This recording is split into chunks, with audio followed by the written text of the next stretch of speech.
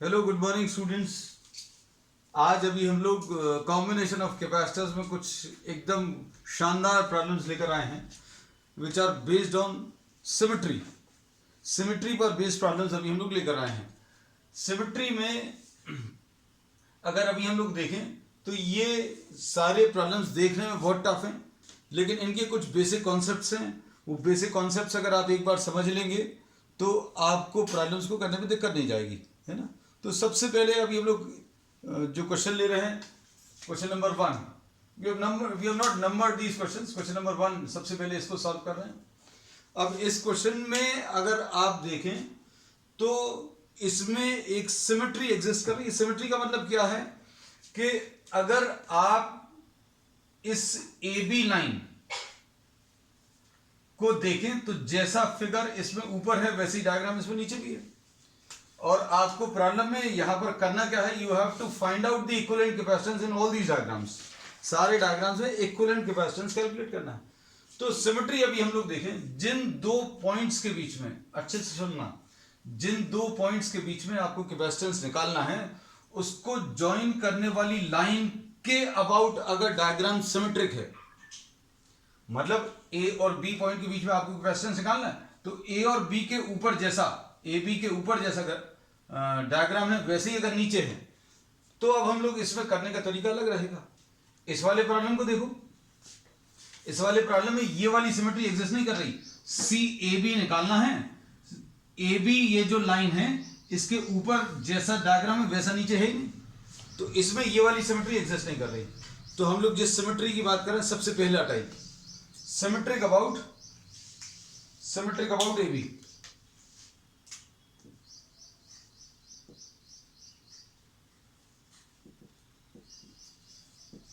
About A B, और A B क्या है, A and B are the points on which C equivalent की value calculate करनी है ना। अब ये सिमेट्री अगर आपको दिखानी है तो ये सिमेट्री अभी हम लोग ऐसी दिखा सकते हैं। ये देखो, इस लाइन के अबाउट ये जो रेड कलर की अभी हमने ड्रॉ करी है इसके ऊपर जैसा डायग्राम है वैसे नीचे।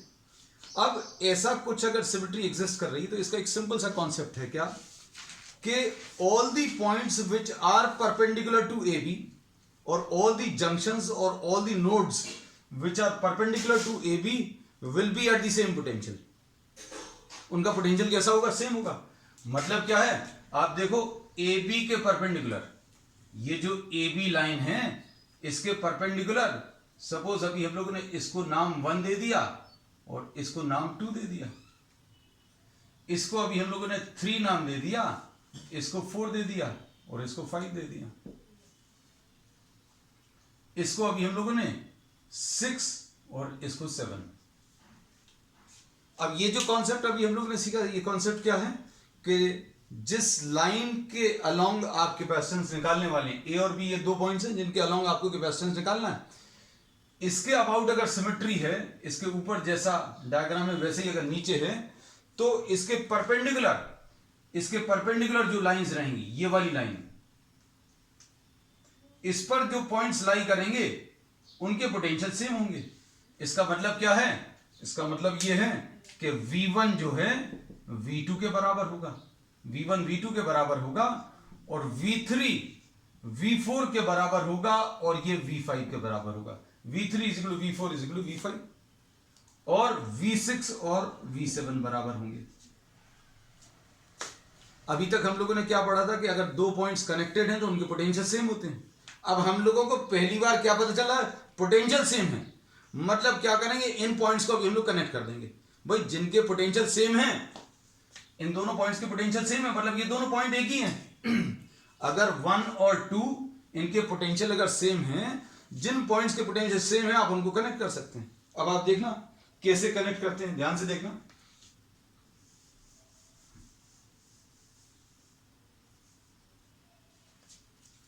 दिस इज ए,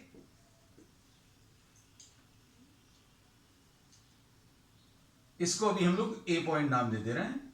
फिर उसके बाद आपने यहां पर 1 और 2 है, उसके बाद आपने किस किस को कनेक्ट कर दिया, 3 4 और 5 को कनेक्ट कर दिया।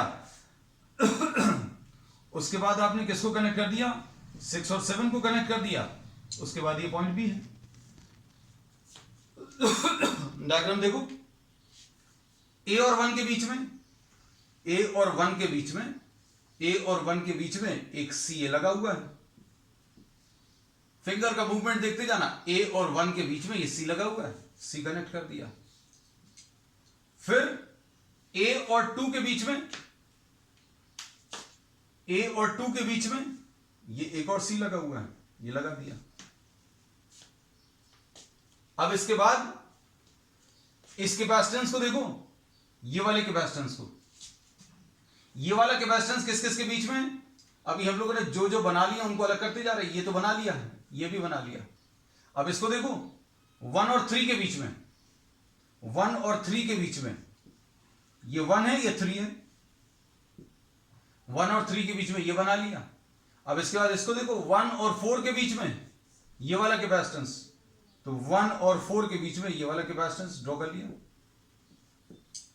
फिर उसके बाद 2 और 4 के बीच में, 2 और 4 के बीच में ये वाला, ये देखो ये 0.2 है, ये 0.4 है, ये बना लिया। इसको भी काट दिया। हम काटते इसलिए जा रहे हैं आपको कंफ्यूजन नहीं हो। फिर उसके बाद 2 और 5 के बीच में, 2 और 5 के बीच में, 2 और 5 के बीच में ये वाला कैपेसिटेंस,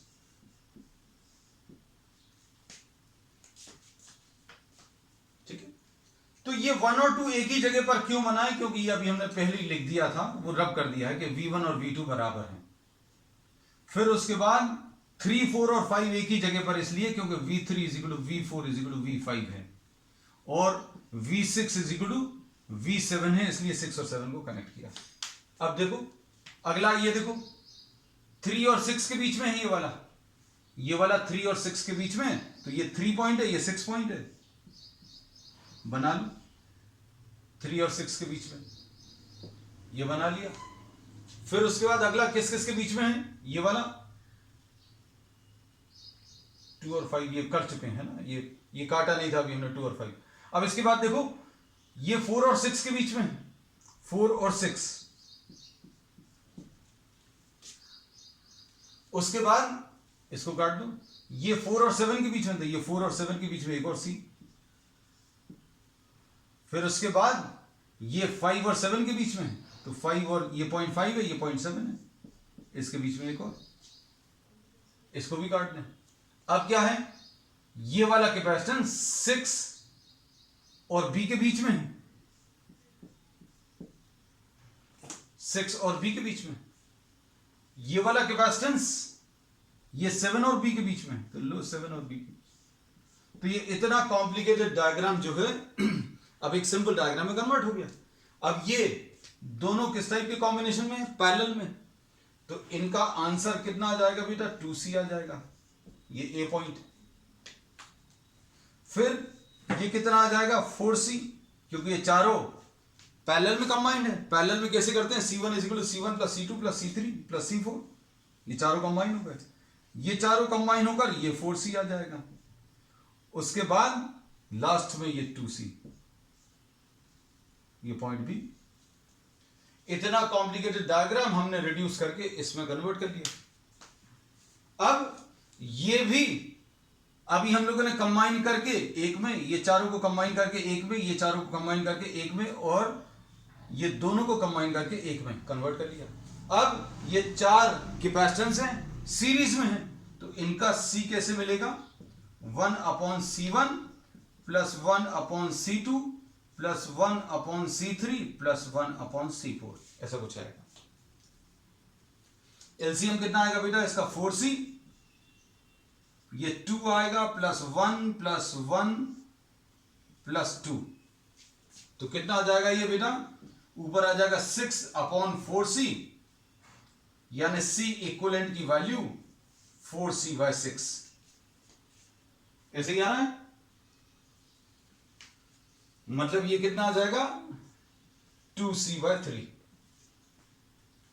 तो ये पूरा जो सिस्टम है वो एक सिंगल कैपेसिटेंस में कन्वर्ट हो गया, और इस सिंगल कैपेसिटेंस की वैल्यू कितनी?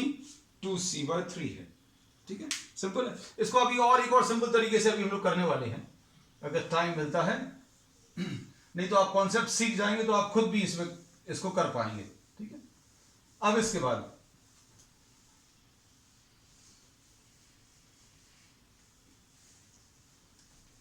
नेक्स्ट इसमें देखो, नेक्स्ट अभी हम लोग ये वाले क्वेश्चन को कर रहे हैं।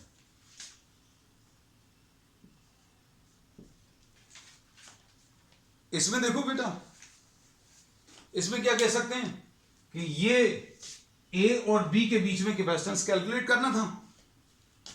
ए और बी पॉइंट के बीच में अगर कैपेसिटेंस निकालना है तो ए बी के अबाउट ये सिमेट्रिक है। कैसा सिमेट्रिक है? ऊपर जैसा डायग्राम है वैसे ही नीचे है, जैसे ऊपर डायग्राम आ रहा है वैसे ही नीचे डायग्राम आ रहा है। तो इसमें अभी हम लोगों ने क्या बोला है, फिर से वही चीज, क्या कि इसके परपेंडिकुलर जो लाइन होगी उसके पोटेंशियल सेम होंगे। मतलब अभी हम लोग ये कह सकते हैं कि इस जंक्शन के ये परपेंडिकुलर लाइन ड्रॉ कर ली, और इसमें अभी हम लोग बोलेंगे ये 1, ये 2 और ये 3, इनके पोटेंशियल सेम होंगे। पोटेंशियल्स अभी हम लोग ने सिमेट्री में यही चीज सिखाया है कि आपको जिन दो पॉइंट्स के बीच में कैपेसिटेंस निकालना है, उन दो पॉइंट्स के अबाउट जो लाइन आपने ड्रॉ करी उसके ऊपर अगर जैसा डायग्राम है वैसे ही अगर नीचे है तो उसके परपेंडिकुलर लाइन अगर आप ड्रॉ करोगे, ऐसी लाइन ड्रॉ करिएगा जो जंक्शन से पास हो रही है ना। अब ज्योमेट्रिकली अगर आप परफेक्टली ऐसा नहीं बना पाए कि ये थोड़ा सा इधर बन गया या उधर बन गया, ये अभी हम लोग नहीं मानकर चल रहे हैं, because we are not doing geometry. आपको बस ये मेन कॉन्सेप्ट समझ में आना चाहिए कि अगर ये सिमेट्री वाली लाइन है तो इसके परपेंडिकुलर लाइन पर जितने भी जंक्शंस लाई करेंगे उनके पोटेंशियल सेम होंगे। बस सिंपल सी चीज। अब इसमें देखो, ए और बी पॉइंट बना लें। ये पॉइंट ए है, ये पॉइंट बी है, और बीच में 1, 2 और 3 ड्रॉ कर लिए। क्यों? क्योंकि V1 is equal to V2 is equal to V3 है। मतलब ये तीनों पॉइंट्स को आप कंबाइन कर सकते हो। 1 पॉइंट, 2 पॉइंट और 3 पॉइंट के पोटेंशियल सेम है। पोटेंशियल सेम है मतलब ये सारे एक ही पॉइंट है। अब देखो ये वाले कैपेसिटेंसेस को अगर आप देखो, इसको भी ए लिख दिया, इसको भी ए लिख दिया, क्योंकि इधर पर ये देखो हम लोग बोलेंगे अगर कोई कैपेसिटेंस बीच में नहीं लगा है तो पोटेंशियल सेम होते हैं। इसका पोटेंशियल इसके बराबर होगा और इसका इसके बराबर होगा। अब ये वाले कैपेसिटेंस को देखो, अब एक एक कैपेसिटेंस देखते जाएंगे। ये वाला कैपेसिटेंस ए और 1 के बीच में कनेक्टेड है, ए और 1 के बीच में, और जो जो अभी हम बनाते जा रहे हैं उसको काटते जाएंगे, क्योंकि इतने सारे कैपेसिटेंस हैं, कंफ्यूजन नहीं हो जाएगी ये लिया कि नहीं लिया। फिर अगले वाले को देखो, ये किस किस के बीच में कनेक्टेड है, ये वाला, ये वाला, ये ए और 2 के बीच में कनेक्टेड है, ए और 2 के बीच में कनेक्ट कर लिया, सी, इसको भी काट दिया। ऐसा आप मत करिएगा, है ना, हम सिर्फ इसलिए कि कुछ छूटे नहीं या कुछ डबल ना बना लें। इस वाले कैपेसिटेंस को देखो तो ये ए और 2 के बीच में बना हुआ है, ए और 2 के बीच में बना हुआ है। अब इसके बाद इस वाले को अगर आप देखो तो ये ए और 3 के बीच में बना हुआ है।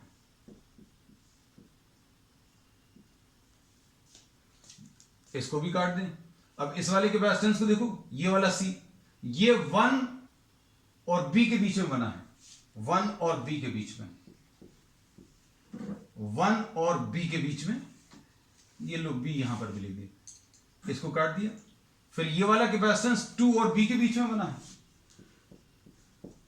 इसको भी काट दिया। ये वाला कैपेसिटेंस 2 और बी के बीच में है, बना लिया। और ये आखिरी वाला ये 3 और बी के बीच में है। Simple diagram. तो अब ये चारों कैसे आ जाएंगे बेटा? ये C plus C plus C plus C, ये 4C आ जाएगा, ये भी 4C आ जाएगा, और ये दोनों किस टाइप के कॉम्बिनेशन में आ जाएंगे बेटा?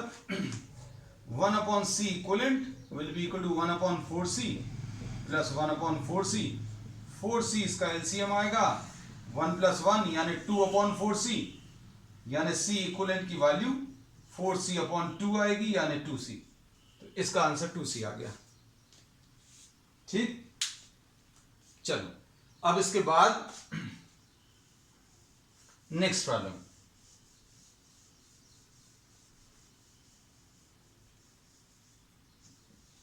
नेक्स्ट प्रॉब्लम ये वाला है। इसमें भी अगर आप देखें तो इसी टाइप की सिमेट्री काम कर रही है, और इसमें अभी हम लोग क्या बोलेंगे कि ए और बी पॉइंट्स के बीच में आपको कैपेसिटेंस निकालना था। जिन दो पॉइंट्स के बीच में आपको कैपेसिटेंस निकालना है, उस लाइन को अगर आप ज्वाइन करो तो जैसा डायग्राम ऊपर बना वैसे नीचे बना। तो ये सिमेट्री वाली लाइन है। अगर ये सिमेट्री वाली लाइन है तो इन सब के पोटेंशियल सेम होंगे। ये एक स्पेशल प्रॉब्लम है। स्पेशल प्रॉब्लम कैसे है? क्योंकि इसमें क्या चीज आ गई बेटा, V1 is equal to V2 आ गया। हम लोगों ने ये बताया था आपको, जिस सिमेट्री लाइन को आप देख रहे हो, जिसके अबाउट आपको कैपेसिटेंस निकालना है, ए और बी के अबाउट कैपेसिटेंस निकालना था ए और बी के बीच में, इसके परपेंडिकुलर लाइंस या परपेंडिकुलर लाइन अगर आप ड्रॉ करोगे तो क्या होगा, इनके पोटेंशियल्स इन जंक्शंस के सबके सेम आएंगे, है ना। तो V1 is equal to V2 अगर आ गया, और ये इक्वल टू V3 अगर आ गया, और ये इक्वल टू V4 अगर आ गया, तो अब हम लोग क्या कह सकते हैं कि V12 1 और 2 के बीच में जो पोटेंशियल डिफरेंस है वो 0 आ जाएगा। 1 और 2 के बीच का जो पोटेंशियल है वो कैसा, 0 आ जाएगा। और 2 और 3 के बीच का पोटेंशियल डिफरेंस, सॉरी 3 और 4 के बीच का पोटेंशियल डिफरेंस, ये कितना, 0 आ जाएगा। 1 और 2 के बीच का पोटेंशियल डिफरेंस 0, और 3 और 4 के बीच का पोटेंशियल डिफरेंस भी 0। और अगर पोटेंशियल डिफरेंस किसी कैपेसिटर का 0 है, पोटेंशियल नहीं है, मतलब Q क्या होता है, Q होता है C इंटू V।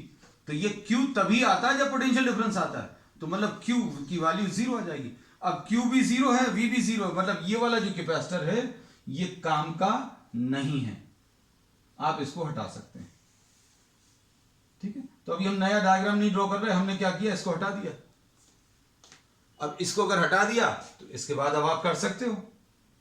कैसा बन जाएगा ये प्रॉब्लम, ये दोनों सीरीज में आ जाएंगे, ये दोनों भी सीरीज में आ जाएंगे, ये दोनों भी सीरीज में आ जाएंगे, ये दोनों भी सीरीज में आ जाएंगे, है ना। तो अब इसका जो नया डायग्राम आएगा वो कैसा आ जाएगा बेटा, देखो हम लोग यहां पर ड्रॉ कर दे रहे हैं। ये ए पॉइंट है, ये बी पॉइंट है,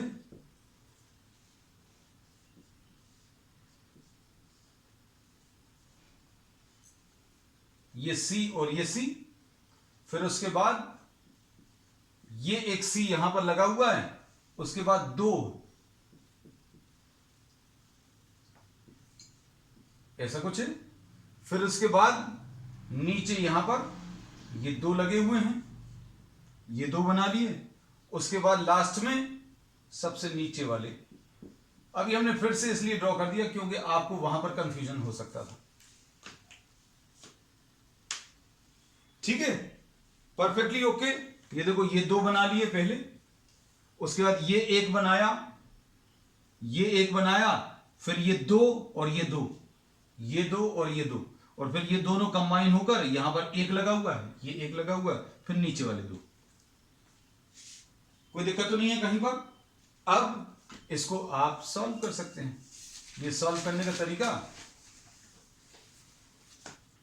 ये C और C को अगर आप कंबाइन करेंगे, डायरेक्टली लिख लें बेटा, इनको अगर आप कंबाइन करोगे तो ये C/2 आ जाएगा सीरीज में। यहां पर ये C है, तो ये दोनों मिलकर C/2 आ जाएगा, और ये वाला ये दोनों मिलकर भी C/2 आ जाएगा, और ये C है। फिर इसके बाद ये वाला, इनको अगर कंबाइन करें तो ये C/2, ऐसा कुछ आ गया।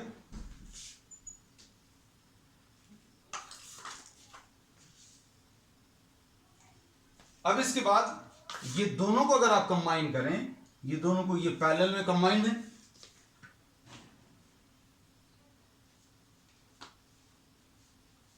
ये दोनों पैरेलल में कंबाइंड है, तो बेटा ये किसका कितना आ जाएगा, ये c/2, ये c आ जाएगा। इन दोनों को हटाकर अगर अभी हम लोग एक सिंगल बना लें, इन दोनों को अगर हटाकर एक सिंगल बना लें तो इसकी वैल्यू c आएगी। और ये वाला c, ये वाला c और ये वाला c, तीनों मिलकर, ये c और ये c और ये c, तीनों मिलकर कितना दे देगा, c/3, और ये c/2 है। ऐसे कुछ आ रहा है?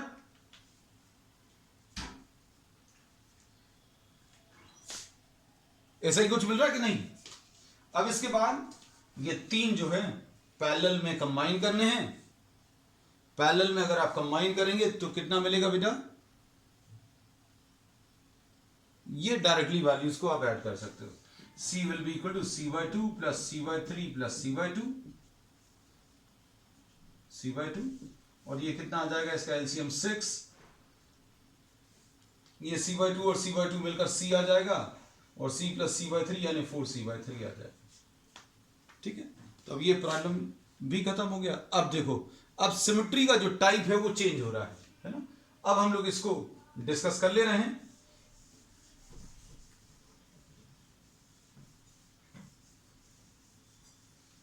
इसमें ये थर्ड प्रॉब्लम में, अगर आप ये फोर्थ प्रॉब्लम में आप देखें, आप ये वाला प्रॉब्लम तो हो चुका, जो जो प्रॉब्लम्स हो गए हैं उनको रब कर दें, है ना, so that we are having space to do these problems। चलिए अब इसमें देखना बेटा, अब इसमें और पिछले प्रॉब्लम्स में डिफरेंस क्या है। इसमें ये जो लाइन AB, CAB आपको निकालना है। CAB जिस लाइन पर, जिन दो पॉइंट्स के बीच में आपको कैपेसिटेंस निकालना है, उन दोनों पॉइंट्स के अबाउट सिमेट्री नहीं है। मतलब इसके ऊपर जैसा डायग्राम है वैसा नीचे है ही, लेकिन इसमें कहीं पर सिमेट्री एग्जिस्ट कर रही है। और ये सिमेट्री अगर आप देखें तो ये सिमेट्री वाली लाइन ये है, this is the line of symmetry. मतलब इसका यह है कि इसके इस तरफ जैसा ग्राफ है, इसके राइट साइड में भी बिल्कुल वैसा ही ग्राफ होगा। इसके लेफ्ट साइड में जैसा डायग्राम है, सॉरी, वैसे इसके राइट साइड में भी डायग्राम होगा। और अगर कोई ऐसी लाइन ऑफ सिमेट्री आप ढूंढ पाए तो इसमें अभी हम लोग ये कहते हैं कि जो भी जंक्शन या जो भी नोड इस लाइन के ऊपर आ रहा है, वो आप उस जंक्शन को रिमूव कर सकते हैं। अब आप देखो, इसके ऊपर कोई जंक्शन आ रहा है, तो ये वाला जंक्शन आ रहा है, तो इस जंक्शन को आप रिमूव कर सकते हैं, ऐसा याद रखिए। अब क्यों रिमूव कर सकते हैं, ये अगर दिमाग में आ रहा है तो थोड़ा सा एक डिस्कशन ले ले रहे हैं, और रेगुलर क्लास में अभी हम लोग इसके बारे में डिस्कस कर चुके हैं, लेकिन क्विकली अभी हम बता दे रहे हैं। अब हम लोग इसमें ये बोलते हैं कि जैसे सपोज फॉर एग्जांपल आपको अगर ये कैपेसिटेंस निकालना है इन दो पॉइंट्स के बीच में, तो आप इसको किसी सोर्स से कनेक्ट कर देंगे, मतलब किसी सेल से कनेक्ट करेंगे, और ये सेल क्या करेगा, ये कुछ चार्जेस सप्लाई करेगा। इसको भी हम अभी रब कर दे रहे हैं, डायग्राम थोड़ा सा बड़ा कर ले रहे हैं।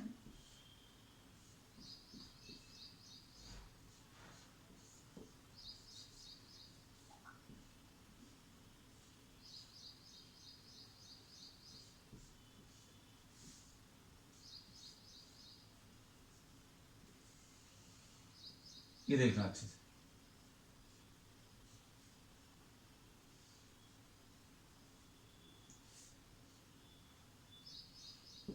देखो इसमें अभी हम लोग ये बोलते हैं कि यहां से जितने चार्जेस अभी हम लोग देंगे ये सेल से कनेक्ट करके, जितना चार्ज यहां पर जाएगा, अब उतना ही चार्ज यहां से बाहर निकलना चाहिए। ये तो simple law of conservation of charge है। इसको अभी हम लोग ये कहते हैं कि जितना पॉजिटिव चार्ज यहां पर एंटर करेगा उतना ही नेगेटिव चार्ज यहां से आएगा, है ना। चार्जेस सेम रहेंगे, चार्जेस का जो अमाउंट है वो सेम रहेगा। सपोज ये चार्ज यहां पर दो पार्ट्स में डिवाइड हो रहा, Q1 और Q2। तो यहां पर भी क्या होगा, ये दोनों कंबाइन करके, कौन से वाले, ये Q1 और ये Q2 कंबाइन होकर Q दे देगा।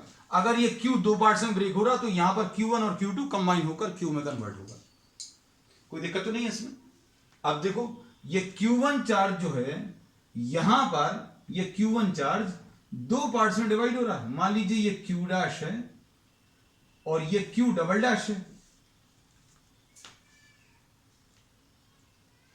अब ये अगर Q डैश है, देखना ध्यान से, ये इसमें अगर ये Q डैश आ रहा है, ये Q डैश कहां से आया था, Q1 जो है दो पार्ट्स में ब्रेक हुआ, किस में, Q डैश और Q डबल डैश में।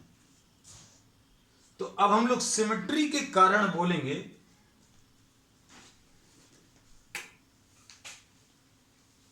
सिमेट्री के कारण अभी हम लोग क्या बोलेंगे कि भाई यहां पर ये Q1 और Q2 कंबाइन होकर Q दे रहे थे और ये Q1 Q डैश और Q डबल डैश में ब्रेक हो रहा था। तो ये जो Q1 यहां पर आएगा, ये जो Q1 ऐसा आ रहा है, ये किस किस को कंबाइन करके मिलना चाहिए, Q डैश तो है, ये Q1 है और ये Q डैश ये भी दिख रहा है। तो यहां पर ये वाला जो चार्ज है वो अपने आप Q डबल डैश आना चाहिए। क्यों, क्योंकि Q डैश और Q डबल डैश मिलकर Q1 आना चाहिए।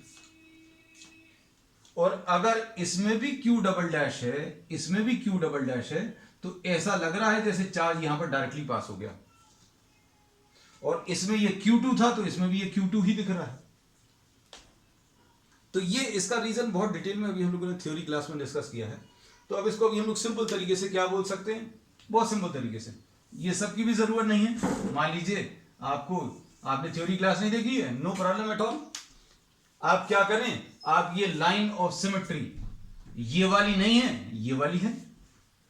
तो ये जो परपेंडिकुलर लाइन आई है ए बी के अबाउट, ये परपेंडिकुलर लाइन के अबाउट सिमेट्री है। तो जिस लाइन के अबाउट सिमेट्री है उसके ऊपर अगर कोई नोड है या कोई जंक्शन है तो उस जंक्शन को अभी आप रिमूव कर सकते हैं। तो अब हम लोग इसमें क्या बोलेंगे कि भाई इसको हटा लेंगे और इसको हटाकर अभी हम ऐसा ज्वाइन कर देंगे, जंक्शन रिमूव कर दिया। अब देखो, अब ये डायग्राम बहुत सिंपल हो गया। अब ये इसमें देखो कैसा बनेगा, ये C है, ये भी C है और ये वाला भी C है, और ये दोनों कंबाइन होकर C/2 बन गए।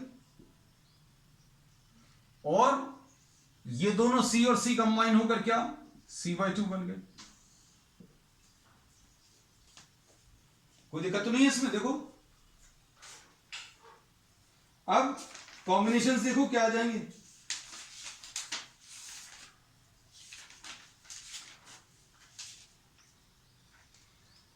इसमें C और ये C/2 मिलकर कितना आ जाएगा, ये C है, ये 3C/2 आ जाएगा और ये C आ जाएगा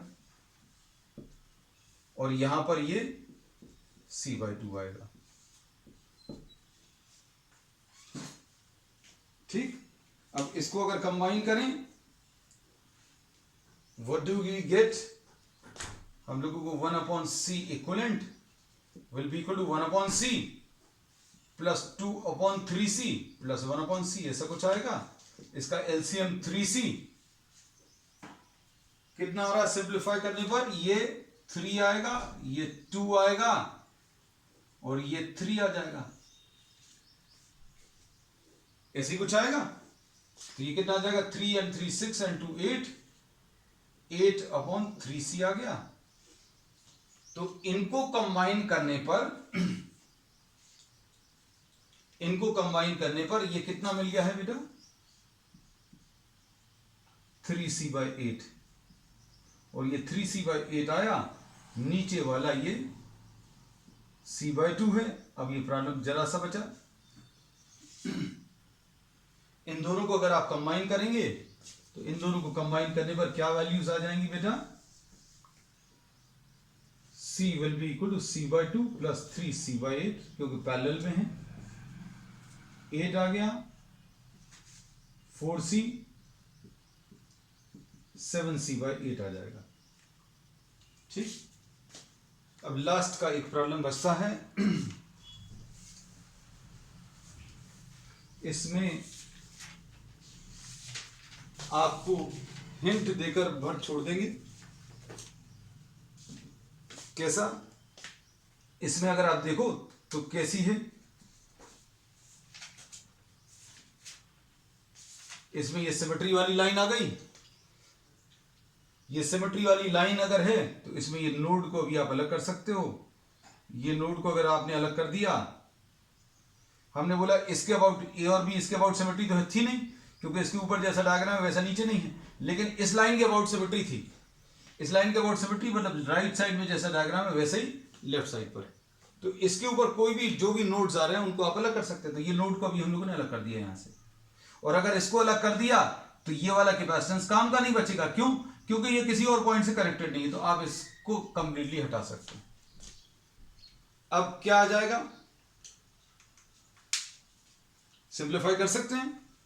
तो ये C और C मिलकर कितना आ जाएगा बेटा? C/2 ये वाला। फिर इसके बाद ये C है, ये दोनों कंबाइन होकर कितना? ये दोनों कंबाइन होकर C/2 आएगा। और इसके पैरेलल में ये यहां पर C लगा हुआ है, और फिर इसके बाद ये C लगा है, और सबसे नीचे एक C और है। ठीक, अब इसमें ये C/2 और ये C, 3C/2 आ जाएगा,